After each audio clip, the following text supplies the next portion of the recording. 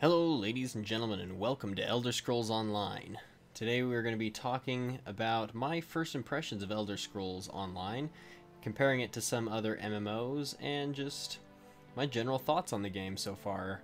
Now, as a precursor, I have only played about 10 hours of the game so far. I am only playing a level 14 character, so obviously I haven't got to experience any of the endgame content, or very much of the content at all. I've only got to do the tutorial quest lines, which takes you to 2 different islands, as well as, spoiler alert, the Oblivion, as well as I've begun questing in Glenumbra, playing as the Daggerfall Covenant.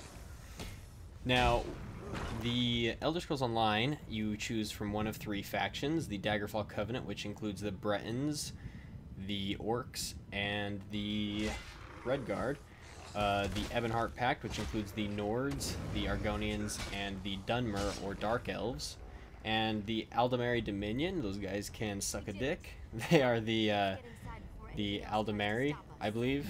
I can't remember. The High Elves, basically, my least favorite faction. The Bosmer, which are the Wood Elves, and the Khajiit, which are the cat-like people. My favorite race is the Nords, but because I'm playing with some friends, they wanted to play the Daggerfall Covenant, so I've actually picked a Breton here to play today. That's kind of my main character right now. Now, if you buy the Adventure Pack, you can actually play as any race in any faction, which is kind of cool from an MMO standpoint, being able to play with your friends in any any race you want in any faction. That's kind of nice, but at the same time it's kind of lore breaking if they really want to run with this 3 factions idea, because for example the Aldemiri are very negative towards humans, so playing as a Nord or even a Breton in the Aldemiri Dominion would not make much sense, honestly. So there is that. Now, so far I honestly can say that I like this game. I like Elder Scrolls Online. We'll start with that, and we'll build into it a little bit. So some of the things that I do like about it are more towards the MMORPG aspect of it. When I was a little kid, I played RuneScape. That was the first computer game I ever really played, I ever really delved into. Later on, I got into World of Warcraft, and I really enjoyed World of Warcraft. I spent long hours playing that game, and I played it for probably 4 years. I played it up until Cataclysm. I didn't really finish Cataclysm because I started to lose interest during that time. But during Wrath of the Lich King is really when it spiked my interest.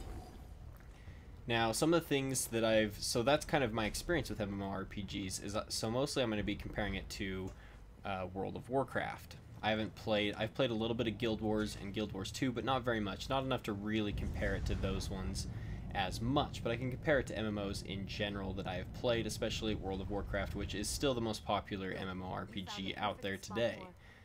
Now, Elder Scrolls, what does it do right? First of all, I like the aesthetic of it. I think it looks beautiful, I think it looks good, and I like just how they've done that. I like the aesthetic choice that they've picked, the art style that they've chosen. I think it looks really good. I also enjoy the questing in it, actually. I know that's kind of a weird thing. The grinding in most MMORPGs is what keeps people away from it, but I actually really enjoy the Elder Scrolls Online questing. Now, I'm not going to say that the questing in it is revolutionary. It's still got a lot of fetch quests. Not so much... I feel like a lot of the quests, though, like, kind of fill in the areas, like they're fun to explore and like see what's there and what's going on, and you hear a lot about the store and the lore, and I think that's why I've enjoyed the questing here, because it rewards you for the questing by just these kind of interesting little stories, little backstories across the different areas you travel. And I think that's why I'm okay with the questing in it, even if it is go out and kill this many of the bandits here, because then you find out what the bandits are doing, you find out how that's impacting the countryside, you find out why there's a faction fighting them, and you just get to hear some cool stuff. Not only that, but it also helps that everything is voice acted. They do reuse some of the voice actors for different roles, but it is just nice to be able to have that voice acting. It makes everything a little bit more immersive. Speaking of immersive, the game's UI is absolutely minimalistic. You can put add-ons into Elder Scrolls Online. There's a website that has add-ons that you can use, and that can give you a bigger, more informative UI if that's what you're into. I personally really like kind of the minimalistic UI. If I was gonna, when I get into the game a little bit more and I start doing some more PvP, I'll probably download some add-ons so I can get some more information while I'm doing PvP. But as far as PvE goes and doing questing and stuff, it's really nice to just have this really minimalistic UI, and it's sometimes no UI at all, to just really enjoy the world. And that's something I think Elder Scrolls Online does really well. It really delves into the world and lets you become an explorer and just find things and do things. And I think this is because it is based in part off of games like Skyrim and Oblivion and Morrowind. Those are its predecessors. Now, if you are walking into this game expecting an MMO Skyrim, then you are going to be disappointed. This is still an MMO. In fact, I would, instead of saying this is a Elder Scrolls game trying to be an MMO, I would say this is an MMO trying to be an Elder Scrolls game. Now, I think they do it pretty well, considering I don't think it's logical. I don't think it's possible to do a true Skyrim online. I don't think, or a true Elder Scrolls Online, sort of say. I don't think that the Skyrim, Oblivion, Morrowind model would work in an MMORPG. I just don't think it has what it takes. I don't think it's built properly. And so I think they've done the best they can to take those types of games, those Elder Scrolls games that we've come to love, and putting it into an MMORPG, or making an MMORPG of that. I think they've done a really good job. You can block, you can go into first person view, you have basic attacks, so you're always like moving. Combat feels like very visceral, very heavy. Your blows feel like they matter. I really enjoy that. Something else I really enjoy is the fact that this game does have a hotbar with skills and abilities and spells that you use, obviously, to do more damage and to do all these other cool abilities, but it doesn't overwhelm you like World of Warcraft. World of Warcraft, you hit level 90 and you've got like 5 bars set up full of abilities that you have to memorize and learn how to do. In Elder Scrolls Online, you only have 5 basic skills and then 1 ultimate. And I kind of like that idea, actually. They've kind of taken it from the MOBA idea of having some basic skills and then an ultimate ability. And the ultimate ability costs ultimate skill points, and you have to build up to that ultimate ability through combat. So I really like that idea. I like the idea of having some cool spells and skills, and then you build up and you do this really cool, awesome ultimate ability. And you can only have 1 ultimate ability equipped at a time. And you can only have 5 regular skills equipped at a time as well. So you really have to pick which ones you want. You have to build your character based off those 5 skills and your ultimate, which I really actually enjoy that.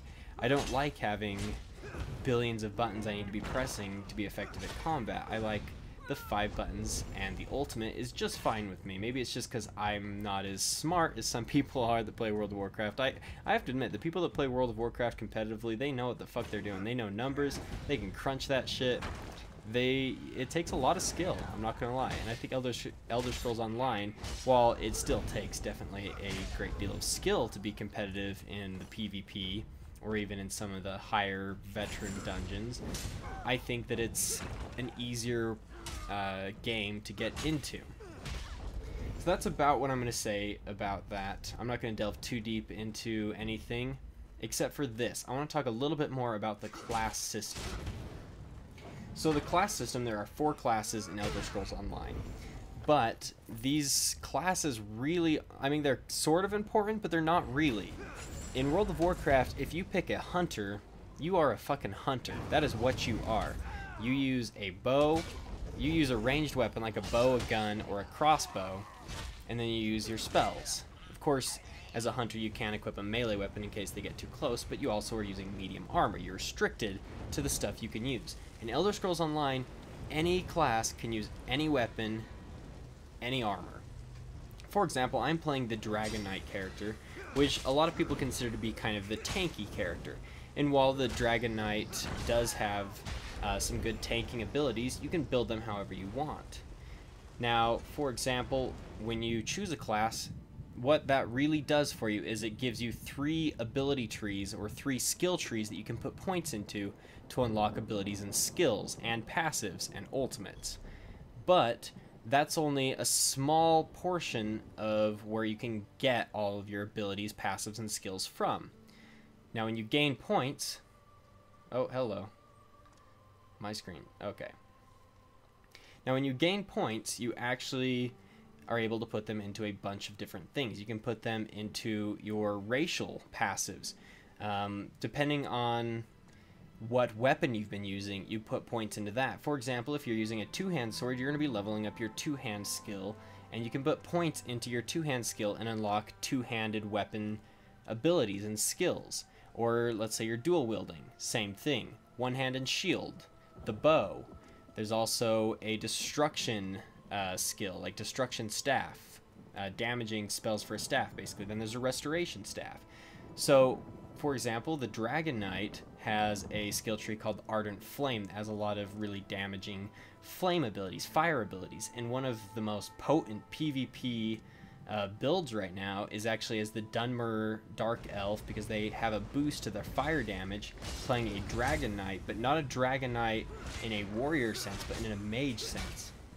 They'll use a Staff of Destruction and really boost their magic, and they will play like a pyro mage. They basically build their own class. I like this system, I really, really do. In fact, my second character right now is a ranged sorcerer. He uses a bow, but he's a mage. He doesn't use a staff, he uses a bow. I really like it because it's fun to use the bow, and I can stay at a far distance from the enemy. And then I have all these cool sorcerer skills to hit enemies and do a lot of damage from afar, making a pretty effective DPS in my opinion. It might not be the best because there are some interesting things you have to consider, because when you level up you also have to put a point into either magicka, stamina, or your health.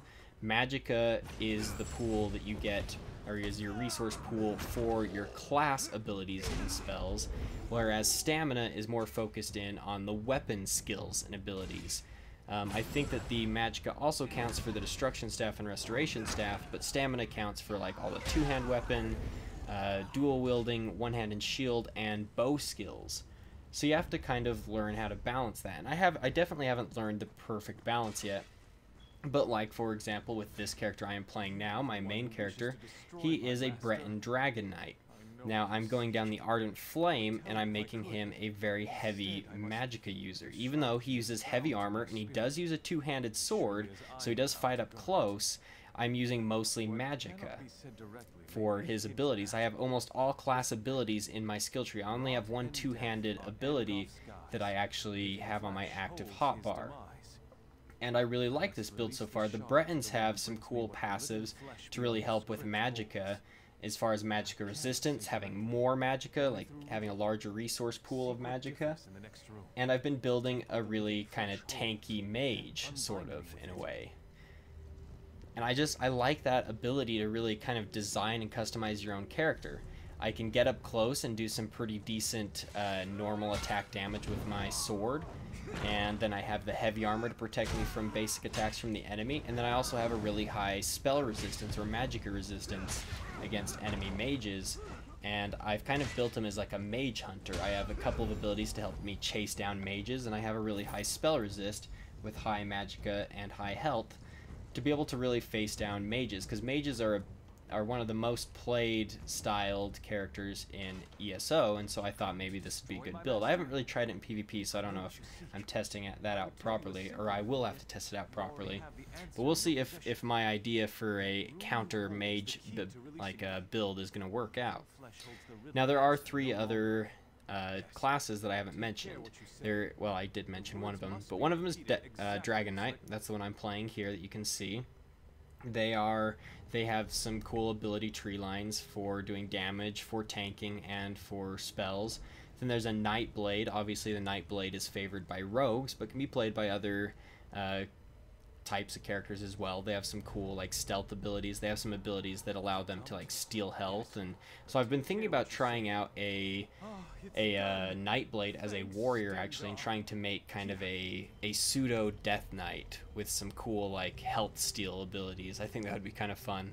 It's just the weird things that keep me entertained like that.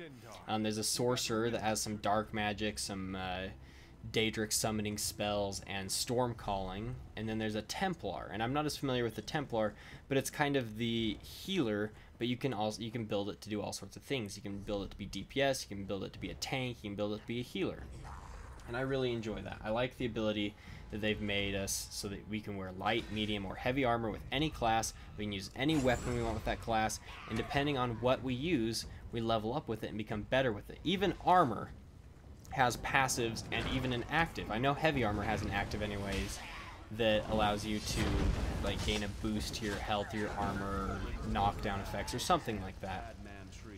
So just using those things makes you better at them, allowing you to create a very custom character. The only thing that I would love to see more in a class creation system like that is I would love to see the ability to actually create my own spells, my own skills. Maybe like by mixing my two-handed level with maybe like a fire ability or fire skill, I could make some sort of cool thing. That would be a really cool thing to see for me to really create my own character. Or even ice, like be able to do some cool ice moves and combine them with my two-handed melee moves to make these really awesome like combination spells. I think that would be an awesome way to go for Elder Scrolls Online. It might not work out, they've already kind of got their own set down, but that's what I'm looking for in an MMO. When I find an MMO that fully lets you customize your own skills, that is the day I will say that I have found my next MMO. In the meantime though, Elder Scrolls Online looks beautiful, plays great, and so far everything I've seen in it makes it a fun game, so I'm going to continue playing it. Thanks guys for watching this video. If you'd like to see more Elder Scrolls Online, I will probably be doing some more videos of it, just depending on how this video turns out, how you guys react to it. But anyways, I'll see you in the next video. Thanks you so much for watching.